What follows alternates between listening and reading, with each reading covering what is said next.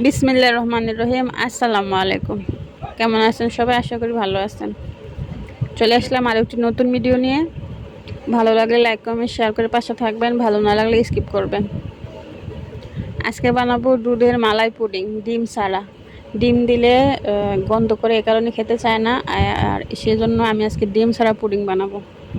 তো দেখতে থাকুন আমি ডিম ছাড়া কীভাবে পুডিং বানাই। এখানে আমি 1 লিটার দুধ নিয়েছি, গরুর দুধ। গরুর দুধটাকে ভালো করে জাল করে নেব। এর মধ্যে আমি 1 চামচ পরিমাণ লবণ দিয়ে দিচ্ছি।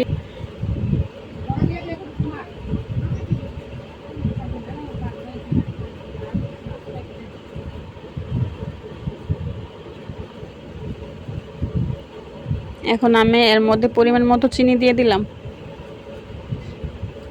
চিনি দিয়ে ভালো করে জাল করে নিতে হবে, অনেকক্ষণ পর্যন্ত জাল করতে হবে দুধটাকে। আর এটা আমাদের সবথেকে গুরুত্বপূর্ণ যেটা এটা হলো agar agar powder. Agar agar পাউডারটা অবশ্যই দিতে হবে। আগার আগার পাউডারটা দিলেই কিন্তু পুডিং হবে। এখানে আমি পরিমাণ মতো আগার আগার পাউডার নিয়ে নিলাম। আলাদা একটা বাটির মধ্যে ঠান্ডা পানির মধ্যে আগার আগার পাউডারটা মিশিয়ে আমি দুধের মধ্যে দিয়ে দিলাম।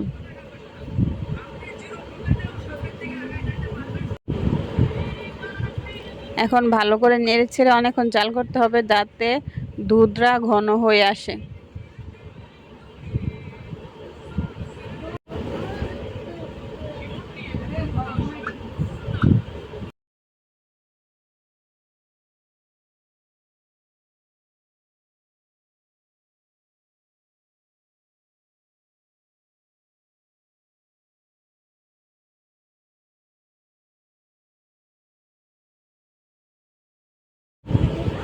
এখন আমি দুধটা নামিয়ে আরেকটা কড়াই বসিয়ে দিব। এখানে আমি ক্যারামেল তৈরি করব।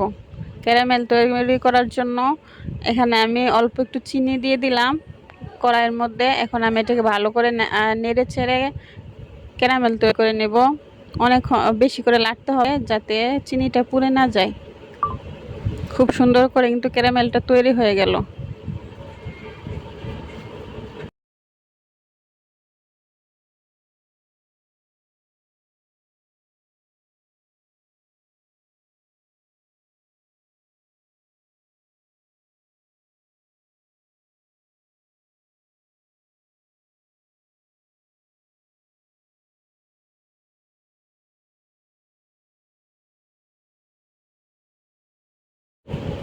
এই যে ক্যারামেলটা আমি একটা বাটিতে ঢেলে নিলাম, চতুর্দিকে ছড়িয়ে দিলাম। এখন দুধটা একটু ঠান্ডা হলে আমি এর মধ্যে দুধটাকে ঢেলে দেব। আমি এখানে ছেঁকে নিচ্ছি যাতে গরম মশলাগুলো না পড়ে।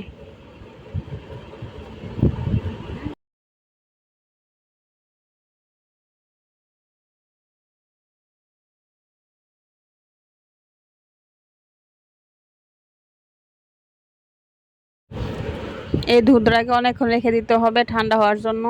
ঠান্ডা হলে ফ্রিজে রেখে দিয়েছিলাম, এই ফ্রিজ থেকে আমি নামিয়ে নিলাম। এখন কেটে দেখাবো কীরকম হয়েছে পুডিংটা।